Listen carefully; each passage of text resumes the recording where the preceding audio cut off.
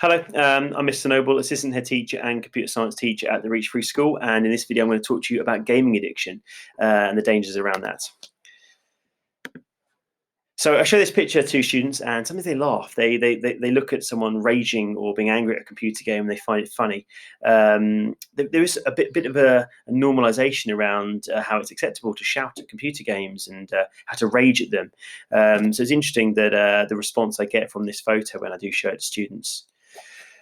We do know that parents and teachers and adults generally fear for computer game addiction. The amount of time that students are spending online and their reliance on screens and computer games in order to make them happy. And it's a growing concern. And we're going to look at some of those concerns, today in this presentation. First, a quick story though. When I was in my 20s, a friend of mine, his father passed away, and obviously a tragic experience with the family. His brother, who was not a gamer or someone who was gaming, as part of his grief process, he started to play games. And this was a game called World of Warcraft that he played. And he became addicted to it. It was relatively immersive, and you become a computer game character. And it was his way of dealing with it, the situation. And it became like a relief for him.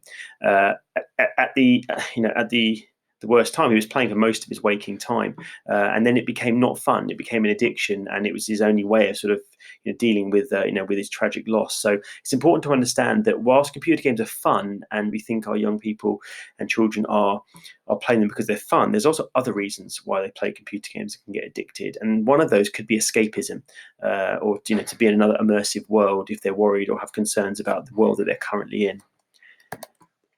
And gaming addiction isn't new. In the 90s, they were worried about Nintendo, Super Nintendo, Sega Mega Drive. Students being young people being addicted to those machines and those gaming consoles. What we find now is that companies who make computer games now are better educated and better placed to make their games more appealing and more addictive.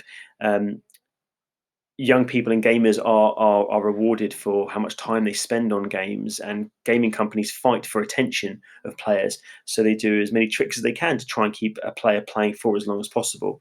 It's important that we're aware of those techniques that they use. So what's an addiction? It's a psychological need for something. So you can think now, has a young person or a child at home or someone ever shown addiction towards a computer game? I remember on the school gate once, I had students running towards me and they had to wait to cross the road. And I said, "Oh, you're in a rush. Where are you off to?" I need to go home and play Fortnite. And whilst an innocent case of a student running home to play a computer game, something like that could be a sign of addiction. They're having to go home, they have to play Fortnite, they have to get on with their friends to play it. So you can think about if the person has ever showed signs of an addiction to it. So we're going to discuss why games like Fortnite and Call of Duty and these games are addictive. So they're designed in a special way. You're rewarded for time. So by playing more, you become better and your experience levels go up and your character becomes better. And when these games come out, it can almost cause anxiety for a gamer to not be able to play over a weekend when he knows his friends are, because they're getting better than him or her, or they're getting more skilled. So actually, these games literally reward you for becoming better players, but also giving you rewards inside the game for it. They also have a pay-to-win feature. Sometimes you can pay money to a game to either wait less time or to unlock certain abilities, and that's a form of gambling. And it's can become addictive. I'll pay a bit more, become a bit better, and it's a slippery slope. There's also status where players are rewarded for how well they do, and they give medals. And in school we hear pupils talking about their achievements online. It's also important to remember that these games are actually very fun for the young person, the pupil. And whilst some people might not see them as fun, or some people might see them as fun, it's important to know that when our students and when your child are playing these games, that they are finding it most of the time very fun. And these games are designed in such a way to keep them hooked into that. One could argue, oh, but it's just a game, what are the dangers? They're just playing a computer game quite a lot. But actually, there are a lot of hidden dangers with playing online gaming. One is the social interaction. By gaming so much and putting so many hours into a computer game, you're having less social interaction, and that can have an impact on you in terms of when you go to work or relationship with your families.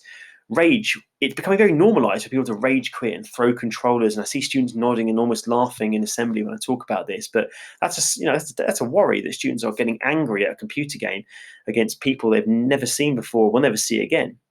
It can also lead to depression. They rely on the game for happiness. And we talked about how you can lose money by buying lots of things inside that game. And that game won't exist in 2 years. While it exists, the game will move on to a new game, but the money they spent on the previous game is gone.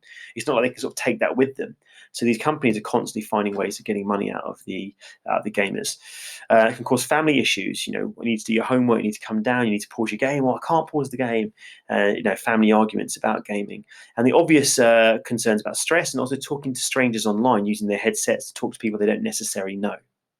So the final thing to remember is that these companies exist, yes, to provide a service, so gaming and online companies and gambling, but the main reason these companies exist is to make money off their users. So whilst computer games are fun, there are a lot of hidden dangers and other factors that should be acknowledged and taken into account when you're looking and reviewing how much time your young person or your child is spending online. Thank you for your time. Goodbye.